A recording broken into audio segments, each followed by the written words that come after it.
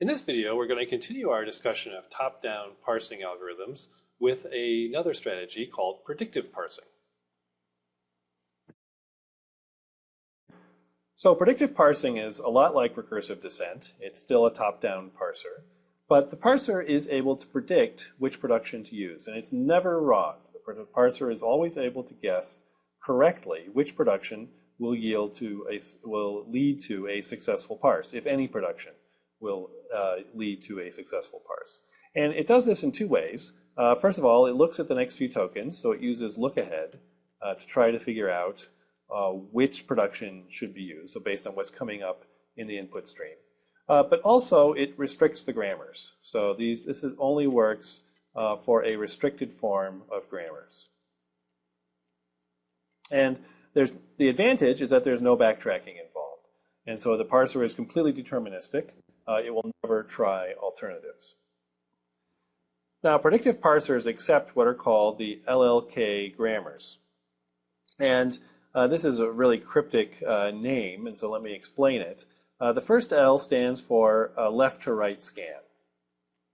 So that means we're starting at the left end of the input and reading left to right. And in fact, that's what we always do. So all the techniques that we look at will have an L in the first position. The second L stands for a leftmost derivation. So we are constructing a leftmost derivation. That means we're always working on the leftmost non-terminal in the parse tree. And K here stands for K tokens of look ahead. And in practice, while the theory is developed for arbitrary K, in practice K is always equal to 1. And so in fact, we'll only discuss the case K equals to 1 in these videos. To review, in recursive descent parsing at each step, there may be many choices of production to use, and so we need to use backtracking to undo bad choices. In an LL1 parser, at every step, there's only going to be one choice of productions, of possible production to use. And what does that mean? Well, it means that if I have an input string, if I have a configuration of the parser where I have some terminal symbols omega and a non-terminal A, possibly now followed by some other stuff. There could be terminals and non-terminals, but again, A here is the leftmost non-terminal. And the next input is a token T. Well, then there is exactly one production. A goes to alpha on input T. Okay, there's only one possible production that we can use. And any other production is guaranteed to be incorrect. Now, it can be that even A goes to alpha won't succeed. It could be that we will be in a situation where there's no production we could use. But in an LL1 parser, there will always be at most one that we could use. So in this case, we would choose to rewrite the string to omega alpha beta. Let's take a look at our favorite grammar, the one we've been using for the last couple of videos. We can see an issue here with using this grammar for a predictive parser. Take a look at the first two productions for T. They both begin with int. And so if I tell you that the next terminal in the input stream as we're parsing along is an integer, that doesn't really help you in trying to distinguish between these two productions and deciding which one to use. So in fact, with only one token of look ahead, I can't choose between these two productions. And that isn't the only problem, actually. So we have the problem with T, but the same problem exists with E. We can see that here, both productions for E begin with the non-terminal T. And it isn't really clear what we're to make of that, because T, again, is a non-terminal, not a terminal. So how would we even do the prediction? But the fact that they begin with the same thing suggests that it's not going to be easy for us to predict which production to use based on only a single token of look ahead. So what we need to do here is we need to change the grammar. This grammar is actually unacceptable for predictive parsing, or at least for LL1 parsing. And we need to do something that's called left factoring the grammar. So the idea behind left factoring is to eliminate the common prefixes of multiple productions for one non-terminal. So that's a mouthful. Let's do an example. Let's begin with the productions for E. And we can see again that both productions for E begin with the same prefix. What we're going to do is just factor out that common prefix into a single production. So we're going to have one production where E goes to T, and then we're going to have multiple suffixes. So let's introduce a new non-terminal X that will handle the rest. So here we have E goes to TX, so it says that everything that E produces begins with T, and that's consistent with these two productions. And now we have to write another production for X that handles the rest.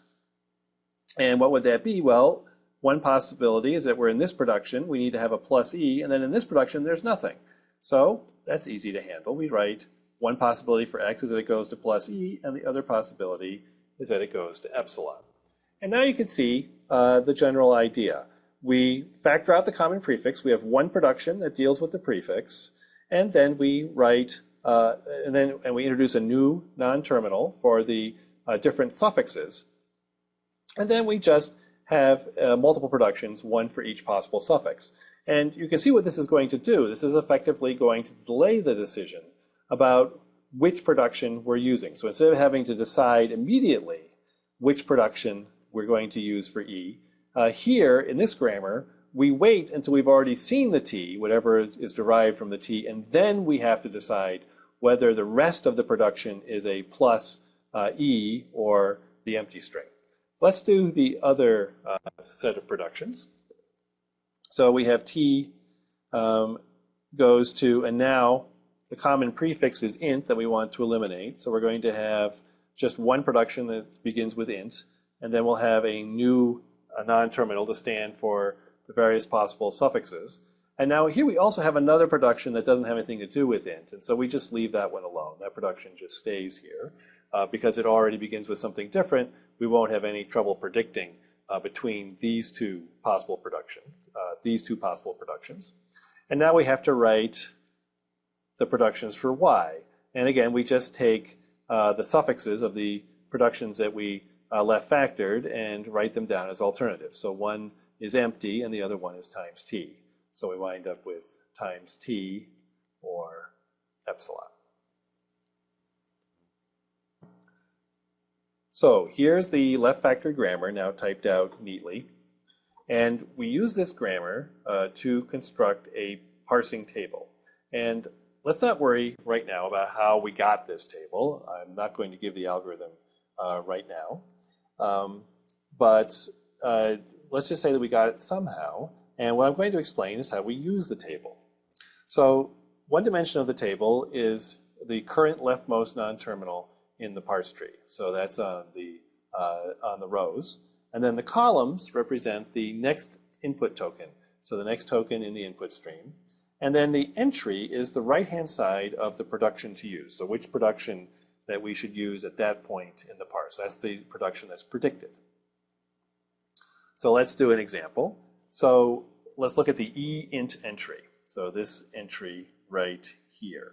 And what this says is that when the current non-terminal is E, meaning the leftmost non-terminal in the parse tree, and the next input is int, the thing that we see coming up in the input is an integer, then we should use the production E goes to Tx. So we should expand E with the children Tx.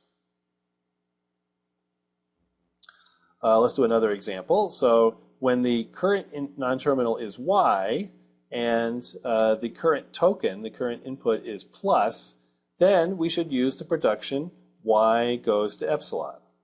Okay, what that says is, it's a little bit different situation than the previous one. It says, look, when you see a plus in the input and your current leftmost non-terminal is Y, the only way this parse is going to succeed is if the Y doesn't produce anything. You need to get rid of the Y and move on to another non-terminal, whichever one is leftmost after you get rid of the Y, if you want to have any hope of parsing this particular string. And finally, notice that a lot of the entries are blank, and those are error entries. So let's take a look at the E star entry. That says that if the leftmost non-terminal is E, and the next input token is a times symbol, a star, well, then there is no move that you can make. There is no production you can use for E that's going to successfully parse that input, and this is the point at which you would raise a parsing error. In the rest of this video, I'm going to give the algorithm for parsing using a parsing table, and then in future videos, we'll explain how to construct a parsing table. So the method for parsing using a parsing table is similar to recursive descent, except that for the leftmost non-terminal S in the tree, we look at the next input token A. And then, as we just illustrated with the examples, we look up in the table the production to use at the entry S comma A.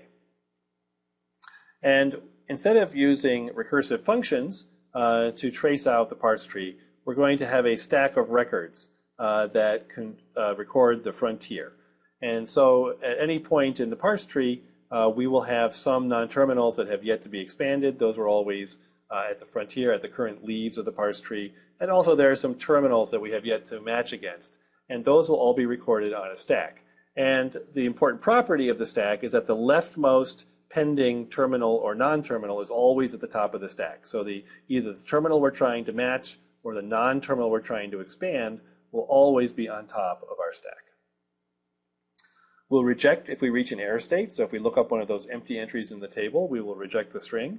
And we'll accept if we reach the end of the input and we have an empty stack, meaning we have no pending unmatched terminals or unexpanded non-terminals. So here's the algorithm.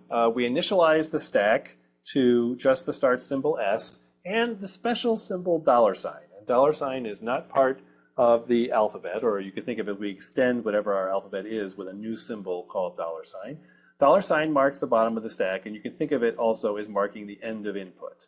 So this is just a way of recording where the end of the input is going to be. Okay, so once we've matched something against S, then whatever is left had better be at the end of the input. That's what that stack expresses. And now we're in a loop, so we're going to repeat the following moves until we can't repeat them anymore, until the stack is empty. Okay, and there's two possible moves. Let's do the terminals first. So let's say the top of our stack is a terminal. So here we're dividing the stack into the top of the stack and the rest of the stack. So what are we going to do if the top of the stack is a terminal? Well, we're going to try to match the input. So we're going to say, well, at the top of the stack, the terminal on top of the stack matches the next thing in the input. Then we advance the input, and we pop the stack. So we have successfully matched the input against the terminal, and so that terminal is done, and we should progress into the stack and match the next thing that hasn't been handled yet. And if they don't match, if the terminal that we're looking at doesn't match the next thing in the input, well, that's an error. We don't have any backtracking here. There's no way to parse the string, and so we'll raise an error. Now, the second class of moves deals with the non-terminal. So let's say that the top of the stack is a non-terminal X. And remember that the top of the stack will be a non-terminal exactly when that is the leftmost non-terminal. So now what we do is we look at our parsing table under the entry for X and the next input symbol, and that should give us the right-hand side of a production. Okay? And now what we do is we pop X off the stack, and we push the children of X in the parse tree onto the stack. So this is the way we expand X. So now the leftmost unhandled thing in the parse is going to be Y1, because that's the first child of X. And then all the other children of X are next, and then whatever else is in the stack. And again, if there's no entry for the current non-terminal and input in the table, then that's an error, and the parsing stops.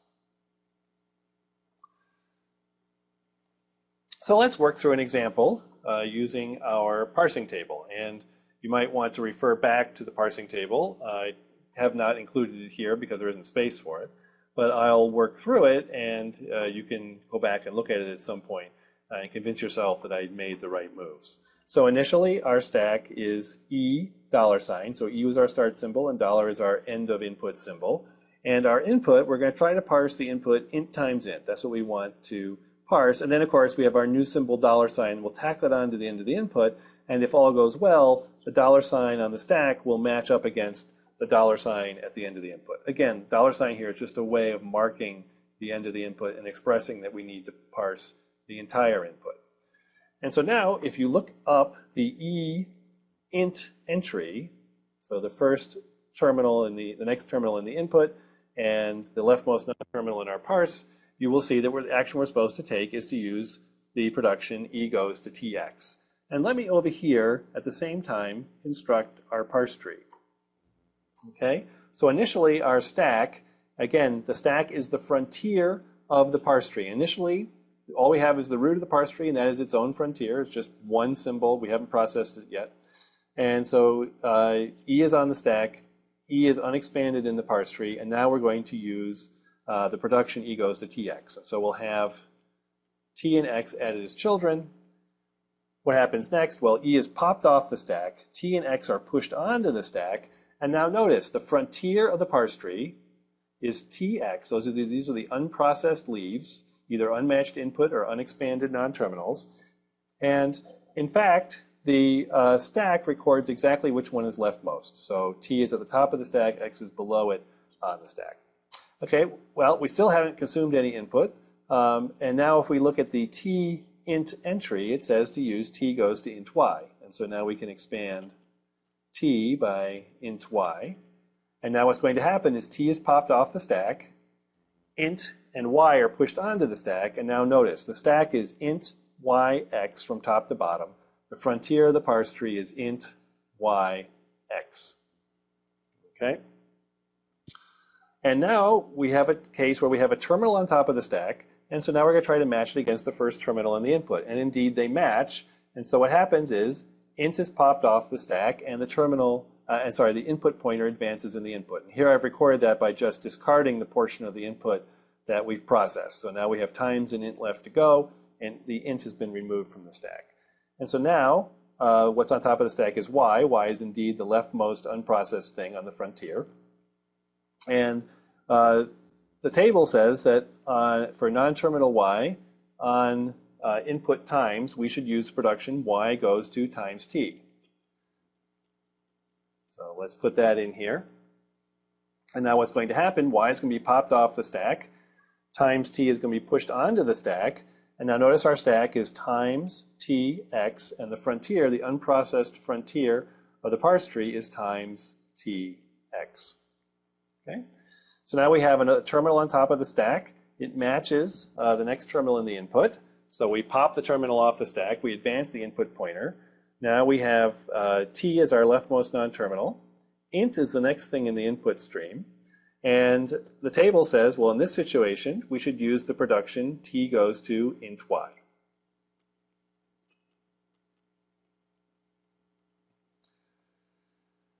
What does that mean? That means T gets popped off the stack, int and Y get pushed onto the stack. Notice that the stack is int YX, and the unprocessed frontier of the parse tree from left to right is int YX. Once again, we have a terminal on top of the stack. We match it against the next terminal in the input stream. They match. And now we have consumed all the input. $sign is the only thing left to go in the input, but our stack is not empty. Okay, and so at this point, what does that mean? Well, if the stack is not empty and we're out of input, then everything that's left on the stack had better generate the empty string. So we better be using only epsilon productions from here on out. And indeed, the table says that when Y is our next non-terminal and $sign, we're at the end of the input, we should use the production Y goes to epsilon. So Y goes to epsilon, that means Y just gets popped off the stack. Epsilon gets pushed on the stack. Epsilon is the empty string, so nothing gets pushed on the stack. And now we're down to X. And in the situation where X is the next non-terminal, $sign is, we're at the end of the input, so $sign is our next symbol. Then the table also says to use the production X goes to epsilon. And then what happens? Well, X gets popped off the stack and nothing gets pushed on because the production was X goes to the empty string. And now we see we have $sign on top of the stack, $sign in the input, and so we have emptied the stack, we have reached the end of the input, and so we accept. That is a successful parse.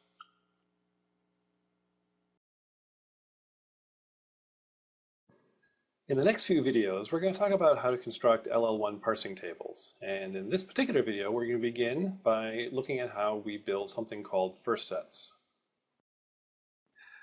Before we get into the main topic of this video, which is something called first sets, we need to say a little bit about how we're going to construct parsing tables, or what the conditions are for constructing LL1 parsing tables. And so what we're interested in knowing, we're building a parsing table, and we want to know for a given non-terminal A, okay, this is the leftmost non-terminal, and a given input symbol, the next input symbol T, we want to know under what conditions we will make the move A goes to alpha. We'll replace A, the non-terminal, by the right-hand side alpha. All right, and that means that the entry in the AT entry in the table would be alpha. And there are two situations in which we would like to do this. All right, so the first one is if alpha can derive T in the first position. That means that beginning with alpha, there is some derivation, some sequence of moves, could be 0 or more moves, that will result in a T appearing in the first position of the string that's derived.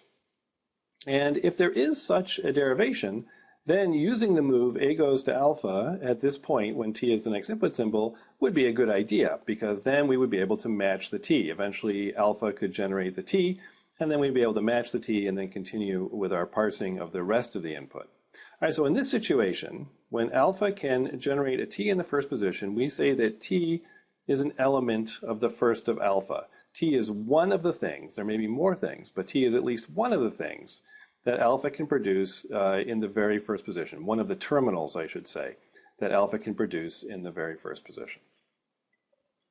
Now, there's another situation, a slightly more complicated situation, in which we might want to make the move, or we would want to make the move, that if we see A as the leftmost non-terminal and T is the next input, that we'd like to replace A by A goes to alpha. All right, and the situation here that we're going to consider is, what if alpha cannot derive T? So alpha cannot, in any sequence of moves, derive T. So in fact, what does that mean? That means T is not going to be in the first of alpha. Okay, so, and our next input symbol is T. We're still looking at the situation where we have A as the leftmost non-terminal and T is the next input symbol. Now, this doesn't sound very promising, because we have an input symbol T that we want to match, and the leftmost non-terminal that we've got up next, that we have to do a derivation for, can't generate the T. And so, but it turns out that that it's not hopeless, that we actually may still be able to parse the string even in that situation, provided that alpha can go to epsilon. So if alpha can derive epsilon, if alpha can go away completely and we can basically erase the alpha, then it could be that some other part of the grammar can come in and match the T. All right, and so in what situation would that be? Well, here are the conditions. So if A goes to alpha as a production, and alpha can go to epsilon via 0 or more moves, all right, so alpha can eventually be completely wiped out, all right, and if T can come immediately after A in the grammar, so there has to be a derivation for this to make sense. There should be a derivation where we are using the A, okay, where the A is an important piece of the derivation, from the start symbol. And what comes immediately after the A is the next input symbol that we're expecting. So in this situation, if we could get rid of the A, then by having it go to epsilon, then we would still be on track, because potentially some other piece of the grammar could come in and match the T. All right? So in that case, we would say, what do we have to test for? Under what conditions can we do it? Well, we want to be able to do this if T can come after A in the grammar, and we say that T is in the follow of A. T is one of the things that can come after A in the grammar. Now, this is an important point and a place where people sometimes get confused, and so I want to emphasize this. Notice that we're not talking about A deriving T. Okay, A does not produce T.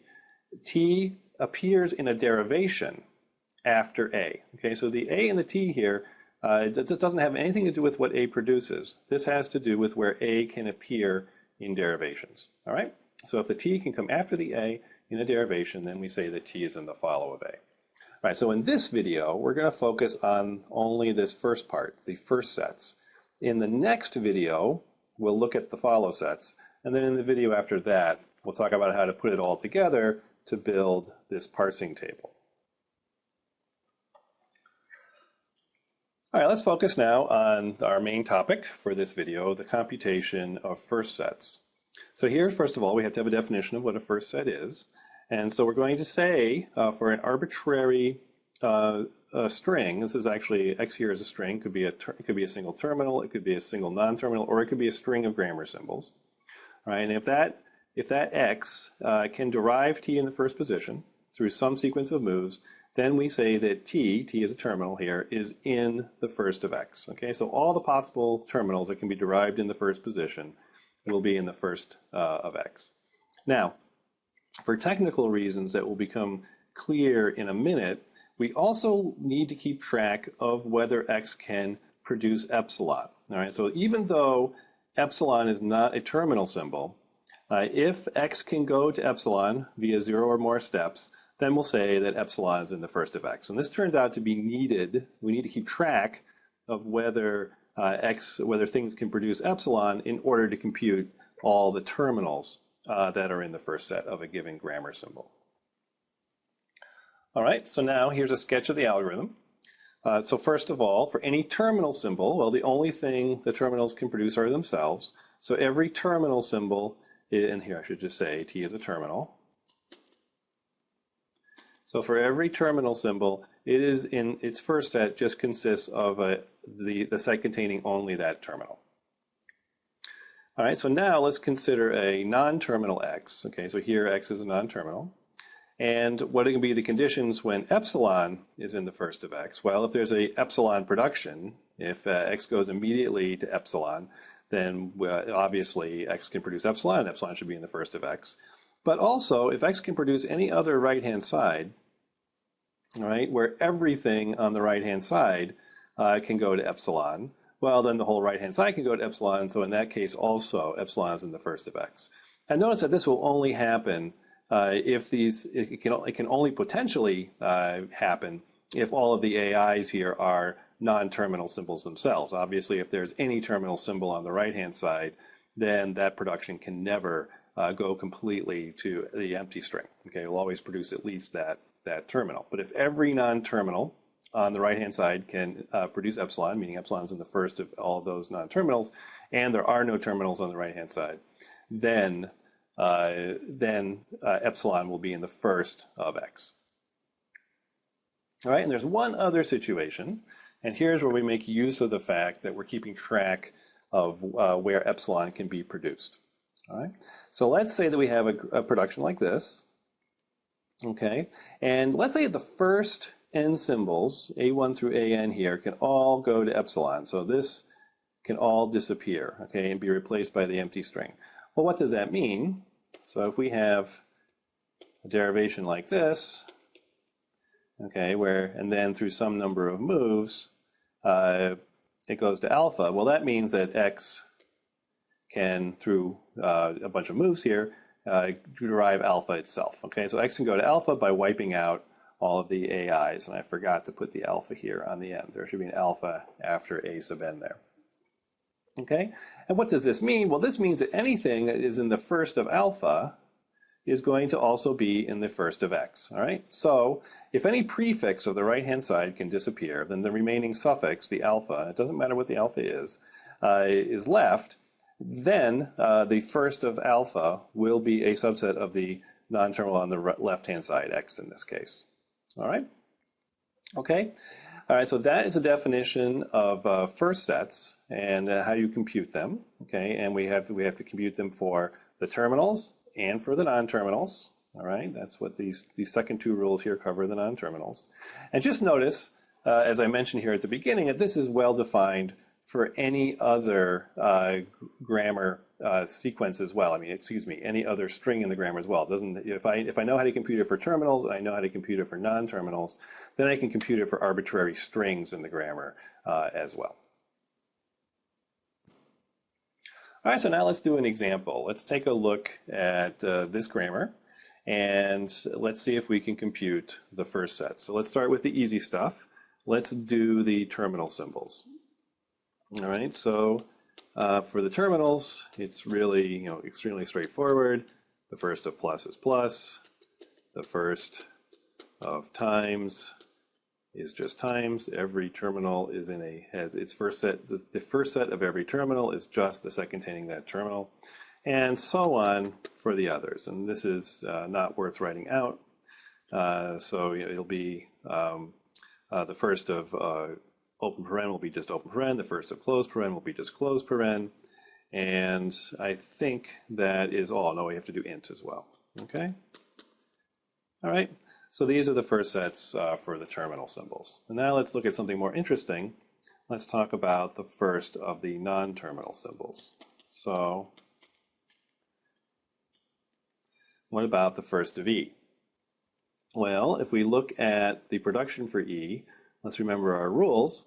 So we know that anything that's in the first of T will also be in the first of E. So the first of T is a subset of the first of E. Okay, so in order to know what the first of E is, we have to know what the first of T is. At least to know part of the first of E, we have to know the first of T. So let's move on then to first computing the first of T. Let's try to get that set. Now, the first of T is actually pretty easy because if we look at the productions for T, we can see that they produce terminals in the first position. All right, so the only possibility only possibilities in the first of T are open paren and int. And since there are only two productions for T and both of them have a terminal in the very first position, there's no other terminal symbols that could be produced in the first position by T. So we can just read off the first of T directly from the grammar. And it's the open paren and int. Okay? Now, let's return to thinking about the first of E. So remember there was another case that we have to keep track of, or that we have to consider. So it could be, so clearly everything in the first of T is in the first of E, all right? And we've already noted that down. But if T can go to epsilon, then things that are in the first of X could also be in the first of E. But now we've computed the first of T, and we see that epsilon is not in there. The first of T always generates at least one terminal symbol. And so there will never be a situation in which X can contribute to the first of E because T is always guaranteed to generate at least one terminal. So in fact, this subset that we wrote up here is not a subset at all, it's an equality. The first of T and the first of E are equal. So the first of E is also open paren and int. All right, so now let's take a look at the first of X. Okay, so the first of X, well, clearly plus is in the first of X because one production for X produces a plus immediately in the first position. So we can just add plus to the first of X. And then X has an epsilon production. So it can also go to epsilon, so that means that epsilon is also in the first of X. And now what about the first of Y? Well, the first of Y, it's a similar structure to the productions for plus. We see we have one production here that produces a terminal in the first position, and that's times. So the first of Y has times in it. And then Y also has an epsilon production. Y can go directly to epsilon, so epsilon is also in the first of Y. All right? And that's actually it for this grammar. These are the complete first sets for all the symbols of the grammar. The terminals just have themselves in their first sets, and then the non-terminals we computed have these sets. So that concludes our discussion of first sets. And in the next video, we're going to take a look at computing follow sets.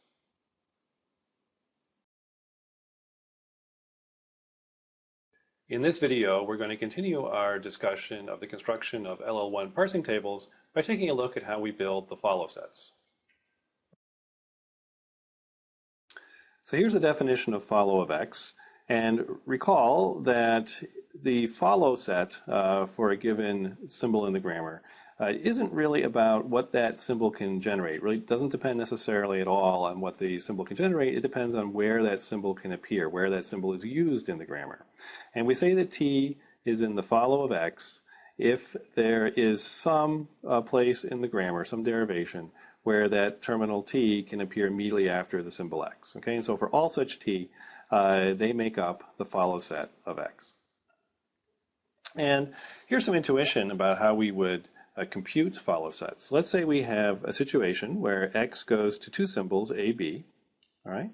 Then anything that B can produce in the first position will clearly be in the follow of A. It clearly can follow A. So if we have x goes to AB, and then through some more steps, we can get something like this B goes to T beta, all right? Then we have a situation where the T comes immediately after the A, and so clearly something that was in the first of B is in the follow of A. So the basic rule is that if you have two symbols that are adjacent somewhere in the grammar, the first of the second one is in the follow of the first one. Okay. Now, another interesting fact here is that if we have a symbol at the end of a production, let's take a look at the B here for a moment, okay? And I claim here that anything that's in the follow of the left-hand side is going to be in the follow of B. In this case, the follow of X is a subset of the follow of B. And let's take a look at that. Let's say that we have a situation where we have a derivation from the start symbol, okay, and we wind up with X followed by T. Okay, and there can be other stuff around the X and the T, but let's ignore that for the moment. Let's just focus on the XT. Then we can use this production, X goes to AB, and in one step, we can get to ABT. And now we see that T was in the follow of X, and also T is in the follow of B as a result. Okay, so anything that's in the follow of X will also be in the follow of B. And we can generalize this observation about what occurs at the end of a production. So anything that occurs at the end of the production, its follow set will include the follow set of this symbol on the left-hand side of the production. Well, what is the end of the production? If B can go to epsilon, if B can disappear, then A will appear at the end of the production. Okay, so if B can go to epsilon, then it would also happen that the follow of X would be in the follow of A. And following up here in our example, so we start up here, we start with a start symbol, we got to XT. In one step we got to ABT, and so T was in the follow of B. But now B can go to epsilon, and so we can also get to AT, and therefore T is also in the follow of A. And finally, there's one special case. Remember that we have our special symbol marking the end of the input, and what can that follow? Well, the end of the input is in the follow of the start symbol. All right, and this is just a way, again, of keeping track of what we're going to do when we run out of input. And we'll see how that's used when we build the parsing tables, but we always add as an initial condition that $sign is in the follow of the start symbol. So now let's take a look at and sketch of the algorithm for computing follow sets. So as we just said, the $sign is in the follow of the start symbol. And now we take a look at each production. Okay, A goes to alpha X beta, and we're focusing here on the X. Okay, so we look at every production and we look at every symbol on the right-hand side of that production. Okay, and the first of beta, okay, the thing that can follow X in this production, the first of that will be in the follow of X. And notice that we just subtract out epsilon if it was in the first of beta. We're not interested anymore in the epsilons for the purposes of follow sets. Epsilon never appears in follow sets, so follow sets are always just sets of terminals. And now, the second part of the algorithm is that if we have some suffix of a production, beta, that can go to epsilon, so epsilon is in the first of beta, all right, so this suffix of the production can completely disappear, then as we said on the previous slide, the follow of the left-hand side symbol will be in the follow of X. And that's it in terms of the rules for computing follow sets. So now let's work through an example. So here's our grammar again, and we're going to compute the follow sets for each of the symbols of the grammar. So let's begin with the start symbol. We'll start with the follow of E.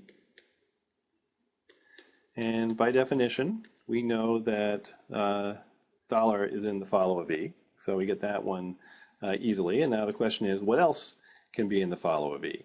All right, so in order to figure that out, we have to look at where E is used in the grammar. All right, so remember always that follow sets are about where the symbol is used, not what it produces. All right, so here is a place where E is used, and we can see that it is immediately followed by a terminal symbol, so certainly close paren is in the follow of E. All right? And there's one other place where E is used, and that's over here. And it appears at the right end of a production. And so then we know that anything that's in the follow of X is also going to be in the follow of E. And that's a constraint, and so we'll write that down over here. Okay, so this is just a property of the relationship that the follow sets will have when we're done computing them. This doesn't immediately tell us anything new that's in the follow of E, but we know that as we go along and we learn about things that are in the follow of X, we'll have to add them to the follow of E. And let me just divide up this slide here. So we'll put our properties that we know about the relationships between follow sets over on the left-hand side, and we'll put the actual follow sets over here on the right-hand side. All right, so now that's the only two places, those are the only two places where E is used in the grammar, and to make further progress, we need to know something about the follow of X. Okay, if we're going to make further progress on the follow of E, we need to figure out what's in the follow of X. So let's focus on that for a minute. So where is X used in the grammar? Well, it's used in only one place, and that's here. Okay, where it appears at the right end of a production. And so therefore, the symbol on the left-hand side will be a subset of the follow set of X. So we're going to know that the follow of E is a subset of the follow of X. All right, and what does that mean? Well, so follow of X is a subset of follow of E, and follow of E is a subset of the follow of X. So that really means that these two sets are equal. The follow of X and the follow of E, whatever they wind up being, are going to have to be the same set. And now we've looked at all the places where E is used in the grammar. We've looked at all the places where X is used in the grammar. We can't learn anything more about what is in the sets, the follow sets of E and X. We're not forced to add anything else to either set. And so we're done. And so we can close off this set. And we know that the follow of E consists of $ and close paren. And we also know that X has the same set, the same follow set. All right, so now let's move on to the follow of T.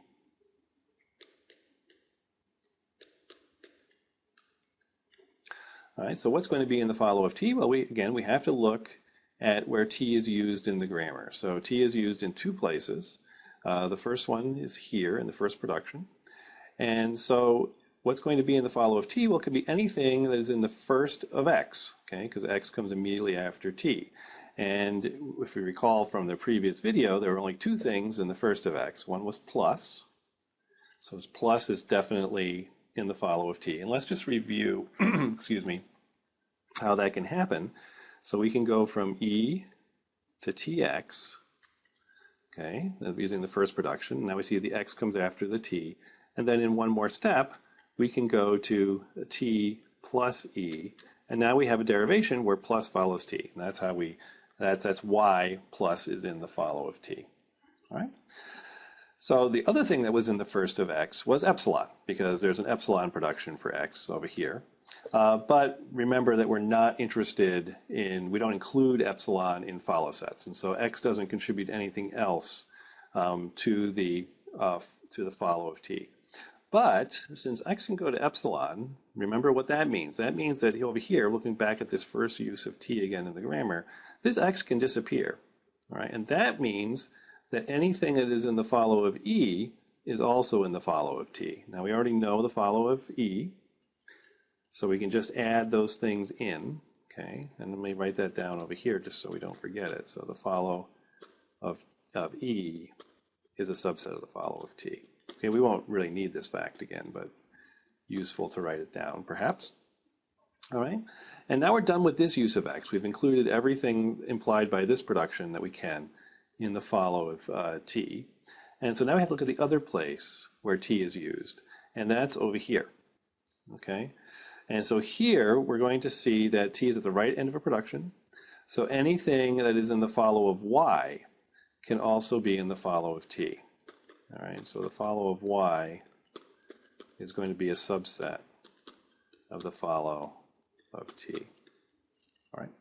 So now we can go off and work on the follow of Y. We have to, in order to figure out what the follow of T is going to be, we're going to have to know the follow of Y. And so where's Y used in the grammar? Well, there's only one place, and that's over here. And notice that Y appears at the right end of a production. which means that the left-hand side symbol, its follow set, will be included in the follow of y. And so the follow of t will be a subset of the follow of y. All right, and now again, we have two follow sets that are subsets of each other. Follow of y is a subset of follow of t, and follow of t is a subset of follow of y, and so these two sets we know are going to have to be equal. Okay, so we can write down here that the follow of y includes plus, dollar, and close paren, just like the follow of t. And now we're done. We've with follow of t and follow of y, we've followed all the implications of how the follow of t gets things into what can be included in the follow of t. We looked at all the places where y is used in the grammar and added all the things that we can based on its context. And there's nothing more that we're forced to add to either set, and so we're done. Okay, we can close these sets off. They're finished. All right. So now we've done the follow of e, x, t, and y. So we've taken care of all the terminal symbols. I'm sorry, all the non-terminal symbols, but we still need to compute the follow sets for the terminal symbols. And unlike the case with first sets, the follow sets for terminal symbols can actually be interesting. So let's take a look at the follow of open paren. Okay, what can follow an open paren in a derivation? Well, open paren is only used in one place, it's here. Okay, and so what can follow an open paren is whatever is in the first of e. And remember that the first of e was the same as the first of t, because t always produces something in the first position. And the first of t was what? It was open paren and int. Okay. And if you think about this for a minute, this makes complete sense. What can come after an open paren in any valid string in this grammar? Well, it's either going to be another nested parenthesized expression, or it's going to be an integer. And in particular, you couldn't have a times or a plus immediately after an open paren, and you also couldn't have the end of the input. You couldn't have the input stop after an open paren and have a valid string. So now let's take a look at the follow of close paren. Okay, so what's in that set? Well, again, we look at where the symbol is used. It's only used here in this one production. So, and because it appears at the right end of the production, we know that whatever is in the follow of t is going to be in the follow of close paren. All right, and so what was in the follow of t? That was plus, dollar, and close paren. Okay. So now let's move on, take a look at the operators. Let's look at the follow of plus. So where is plus used? Well, it's only used here. So whatever is in the first of e is going to be in the follow of plus. And we already know what the first of e was. That was an open paren and an int. Okay. And remember also that e cannot go to epsilon. So e cannot ever disappear completely, and that's because t always produces at least one terminal. And therefore, only the things that are in the first of e are in the follow of plus. Not because e doesn't ever, because e can't go to epsilon, we only have to include the things that are in the first of e in the follow of plus. All right, and if you think about it for a minute, this makes complete sense. What can come after a plus? Well, it could be an integer. Okay, it could be the second argument to an addition, or it could be the beginning of another nested expression. And it couldn't be a times. It certainly couldn't be the end of the input, because you always have to have another argument after the plus. And I think that's it. I think that's all the other possibilities. Okay. All right. Now let's take a look at the follow of times. What can come after a times? Where is times used? It's used here.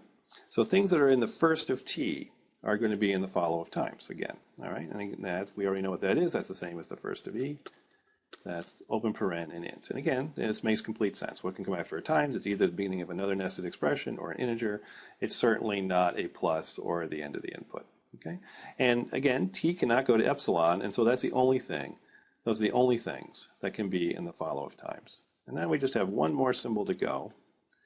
We have to look at the follow of an integer, of an int. Okay, and where is that used in the grammar? Well, it's right here. All right. So what's going to be in the follow of int? Well, it's going to include everything in the first of y. Okay, and what's in the first of y? Well, times was in the first of y, and epsilon was in the first of y. But remember, we don't include epsilons in follow sets. So y contributes times to the follow of int. But now, because y can go to epsilon, there's an epsilon production for y, that means that this int could actually wind up being at the right end of this production. Okay, well, it could the y could disappear, and then whatever could follow the t could also follow the int. Right? So we have to include the things in the follow of t in the follow of int. And what was in the follow of t? Well, that was a plus, it was a $, and it was a close paren. Okay? And what does that tell us? Well, that tells us it's okay for almost anything to follow an int, but an open paren cannot follow an int. So you can't have another nested expression without, begin right after an int without an intervening operator. All right, and that completes the computation of the follow sets for this example.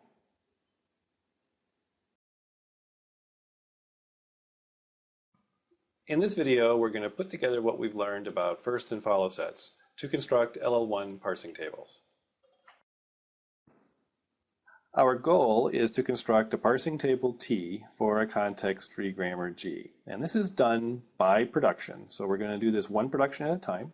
And we're going to, in turn, consider each production A goes to alpha in the grammar G. All right, so the first case is if we are trying to figure out whether we can use A goes to alpha, and T happens to be in the first of alpha. All right, so if we know that some terminal T is in the first of the right-hand side, then if we were in a situation where A was the leftmost non-terminal and T was the next token of input, then expanding by A goes to alpha would be a good move because the alpha could potentially, through more productions, match the T.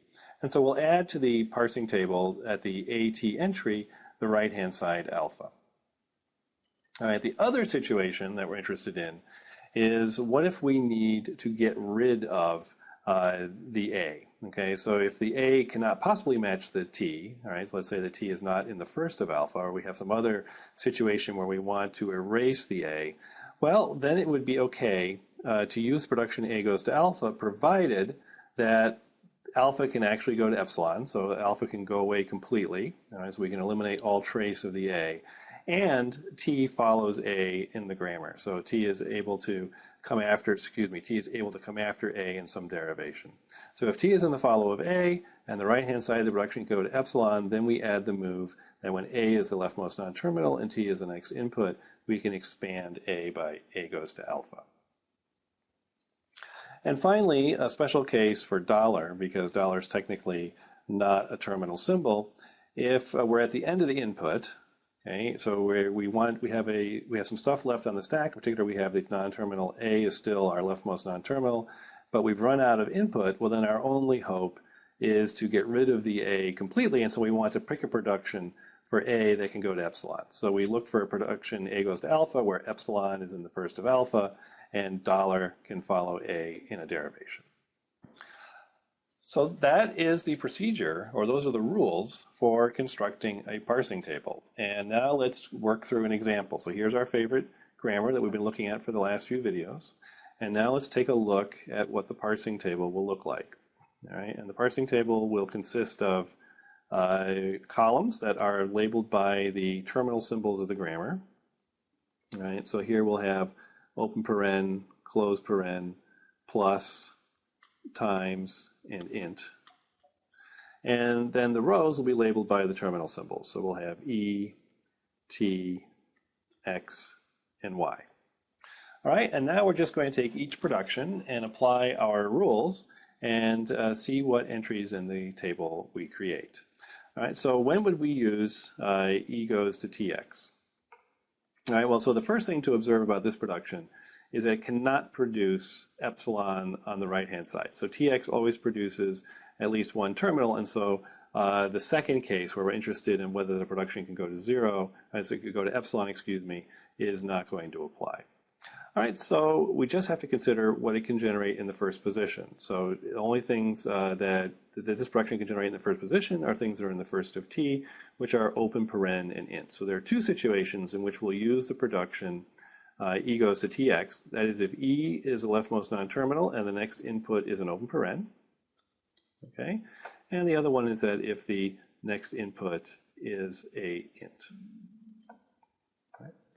Okay, so now let's take a look at this production. All right, so when are we going to use t goes to open paren e close paren? Well, if t is the leftmost non-terminal, all right, that's the symbol on the left-hand side, and an open paren is the next symbol in the input, okay, because that's the only thing in the first of this right-hand side, then it would be a good move to expand by open paren e close paren. So there's only one situation where we use that production. All right, and for the other production, the other t production, we're going to use that when t is the leftmost non-terminal and there's an int in the input. So over here, we'll have int y. And I forgot one column over here for $. Okay, so we'll stick $$ in there at the very end. Okay, so now we've covered these first three productions. Let's take a look at this production. So when would we use x goes to plus e? Well, clearly the only thing in the first of the right-hand side is plus, and the symbol on the left-hand side is x. So the x plus entry, we would want to expand by x goes to plus e. And similarly for y, the first production involving y, when y is the non-terminal we're trying to expand and there's a times in the input, we would use the production y goes to times t. Okay, and now we just have the two epsilon productions left, and these are the only productions actually that can go to epsilon. And so when would we use x goes to epsilon or y goes to epsilon? All right, so recall that we need to know what is in the follow of x in order to know when to use x goes to epsilon. And we computed that in the last lecture, but let's just write it down again here. Okay, and so what was in the follow of x? Well, we had to look at where x was used in the grammar. X was used there. It appears at the right-hand side of the production, so it would be things that were in the follow of e. What was in the follow of e? Well, e is the start symbol, so $$ is in the follow of e, and close paren is in the follow of e. All right? And then what was in the follow of y? That's the other one where we'll need to know the follow set. Again, we have to look at where y is used, so y is used there. That means everything that's in the follow of t is in the follow of y. The follow of y will therefore include the first of x, because x can come after t, so plus will be in the follow of y. All right, but then x can go to epsilon, and so everything that's in the follow of e will be in the follow of t, and therefore also in the follow of y. So the other two things in the follow of y were $, and close paren. All right, and so what this is saying, okay, is that if we are in a situation where we have an x, okay, let's just focus on the x goes to epsilon production for a moment. Let's say that we have an x on the stack, okay, at the top of the stack, and $$ is our next input. Well, what can we do? We're at the end of the input, and we have to get rid of the x, so obviously we want to use the x goes to epsilon move. Okay, so that makes sense. And the other situation, the follow set tells us to use x goes to epsilon is if there's a closed paren on the stack, because the x cannot generate a closed paren by itself, but hopefully some other symbol that's on the stack will be able to generate it once we get rid of the x. Okay, so we should also use x goes to epsilon in this situation. Right? And then similarly for follow of y, or for y goes to epsilon, that production, there are three things in the follow, three terminals in the follow of y, and we should use y goes to epsilon if they are the next thing in the input. So if we see a plus and we're trying to expand to y, we'll use y goes to epsilon. If we see a closed paren and we're trying to expand to y, we'll use y goes to epsilon. And finally, if we're completely out of input and we still have a y left over, we'll use y goes to epsilon. And that is the complete parsing table. All right? And now you can see how this will work in every situation. Okay, for our leftmost non-terminal and for every possible input or lack of input, we have a production that we can use. And now there are a lot of blank entries in this table, and what do those correspond to? Let's say that we were trying to expand x, and the next input symbol was a open paren. Well, there's no entry here. Okay, and so that's an error. That's a parsing error. And so whenever you encounter a blank entry in the table, when you try to use a blank entry when you're parsing, that's going to generate a parsing error because what that tells us, the fact that there's a blank entry, it tells us that there is no valid move. There is no way that we could parse that string. And we discovered that at the point where we try to access an error or blank entry in the table. So now let's consider what happens when we try to build an LL1 parsing table for a grammar that is not LL1. And let's take a look at the simple left recursive grammar that we have looked at before. So S goes to SA is one production, and S goes to B is the other production. And to build the parser table for this, we'll need to know the first and follow sets. So let's take a look at the first of S. All right, so what can S produce in the first position? Well, it can clearly produce a B, and there's no epsilon, there's no possibility of generating epsilon from S, and so in fact that's the only thing that's going to be in the first of S. And what about the follow of S? What can follow in S? Well, it's the start symbol, so clearly $ is in the follow of S, and then the terminal A appears right after S in the first production, and so A is also in the follow of S. And now we're ready to build our table, and it's going to be a very small table. We only have one non-terminal, and then we have two terminals, A and B, and we have the end of input symbol. So it's just 3 entries potentially in this table.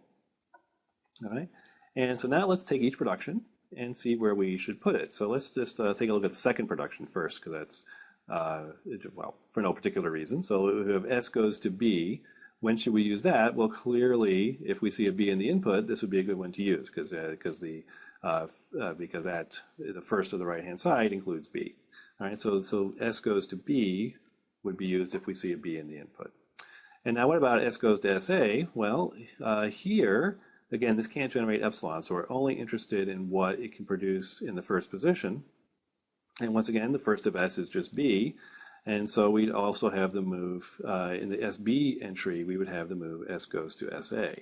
And now we see the problem, right? Here we have an entry that has multiple moves. This is a multiply defined entry.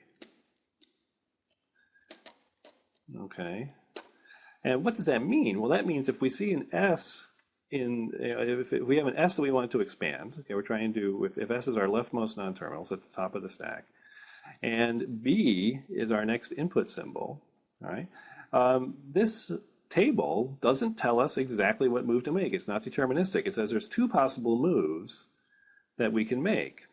And so this is how you know a grammar is not LL1, because if it winds up that you build the LL1 parsing table and then you have more than one entry, more than one possible move in some position in the table, some entry, excuse me, I used the word entry incorrectly.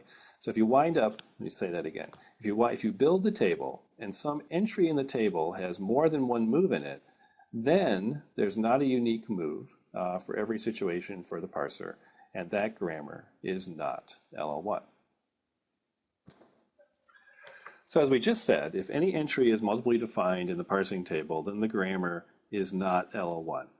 And in fact, this is the definition of an LL1 grammar. So the only way to be sure that a grammar is LL1, or the mechanical way to check that a grammar is LL1, is to build the LL1 parsing table and see if all the entries in the table are unique. Now, that we do know, however, that there are certain classes of grammars that are guaranteed not to be LL1, not to be LL1. And what are some of those? Well, any grammar that is not left factored will not be LL1. Okay. Any grammar that is left recursive will not be LL1. Okay. And any grammar that is ambiguous is also guaranteed to not be LL1. But this is not an exhaustive list. Other grammars are not LL1 too.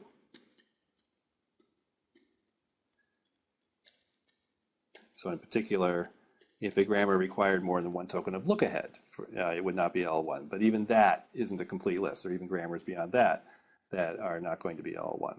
So what this amounts to, these 3 things here, amount to quick checks that you can do to test whether a grammar is guaranteed not to be LL1.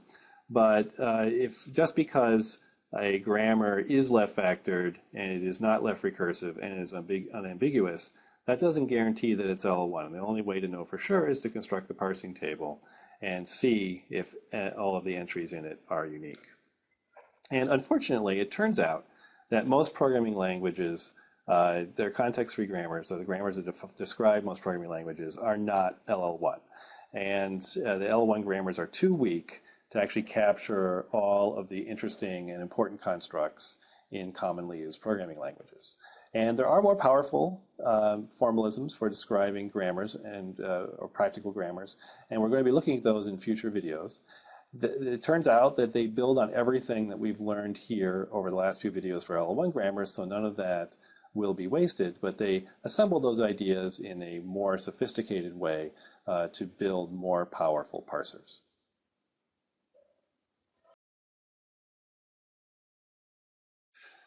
This is the first of what will be a considerable sequence of videos on bottom-up parsing.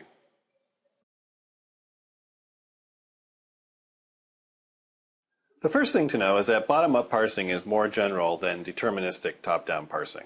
So recall we talked about recursive descent, which is a completely general parsing algorithm but requires backtracking. And now we're focused on deterministic techniques, and we talked about LL1 or predictive parsing last time, and now we're going to shift gears and talk about bottom-up parsing. And it turns out that even though bottom-up parsing is more general, it's just as efficient, and it uses all of the ideas that we learned in top-down parsing. And in fact, bottom-up parsing is the preferred method that's used in most of the parser generator tools. So one good thing about bottom-up parsers is they don't need left-factored grammars, so we can revert to the natural grammar for our example, and natural here is in quotes because we still have to encode the precedence of plus and times. So bottom-up parsers aren't going to deal with ambiguous grammars. And let's just, as an example, consider how a bottom-up parser would work on the following typical input string. So the first thing to know about bottom-up parsing is that it reduces, what we call reduces a string to the start symbol by inverting productions, by running productions backwards. So here's an example. On the left-hand side is the sequence of states of the string, and on the right-hand side are the productions that were used. And the thing to observe, let's just look at the very first step, is that we began with the entire string. We began with the string of terminals, and we picked some of those terminals, in this case just one, this particular int right here, and we ran a production backwards.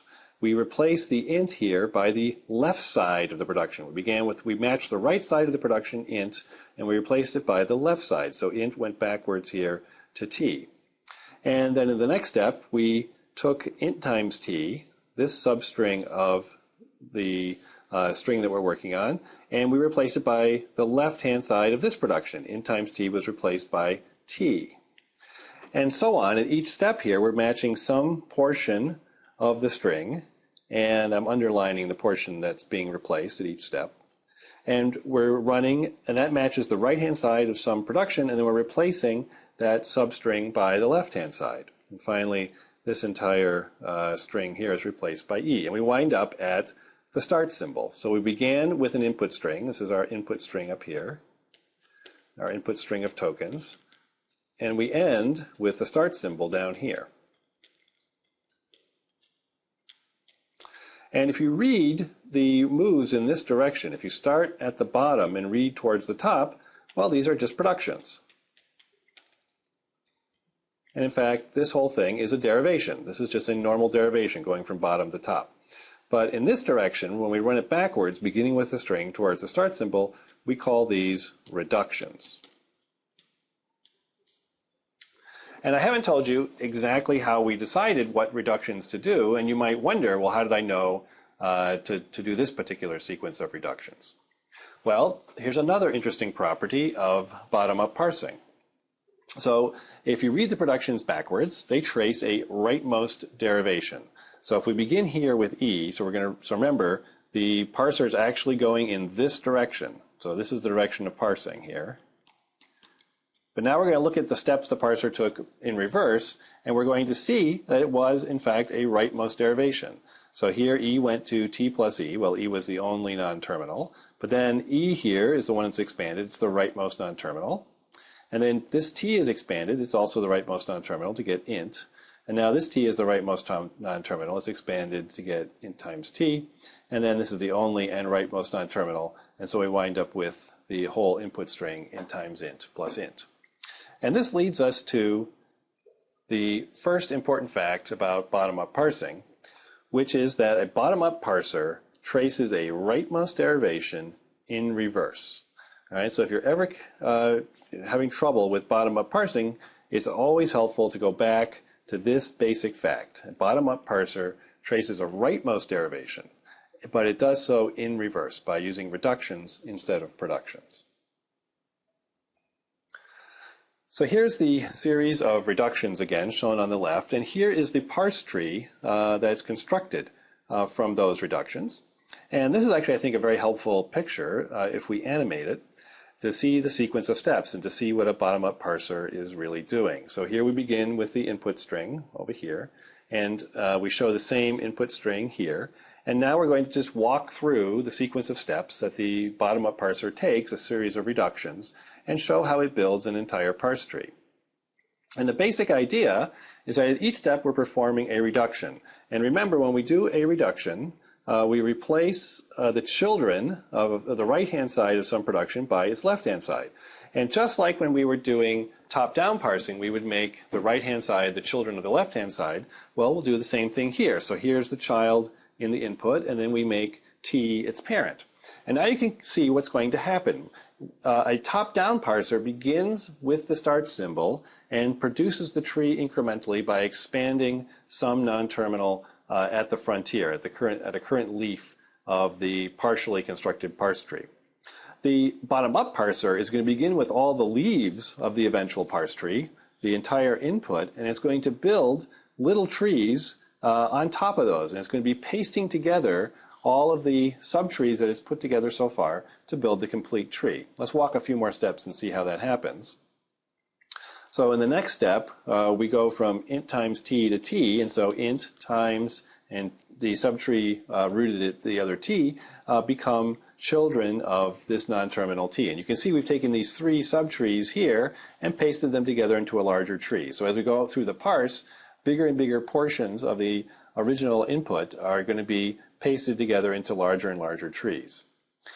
And the next reduction takes the int at the far end of the input and reduces it to t.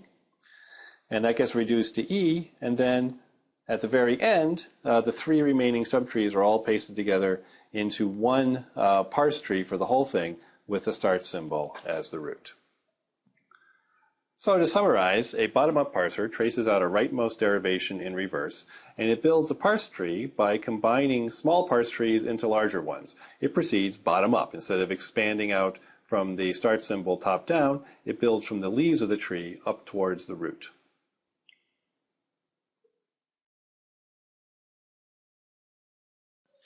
In this video, we're going to continue our discussion of bottom-up parsing with the main strategy used by all bottom-up parsers, so-called shift-reduce parsing. Here's a quick review of the most important thing that we learned last time, that a bottom-up parser traces a rightmost derivation in reverse. Now, this particular fact has an important consequence.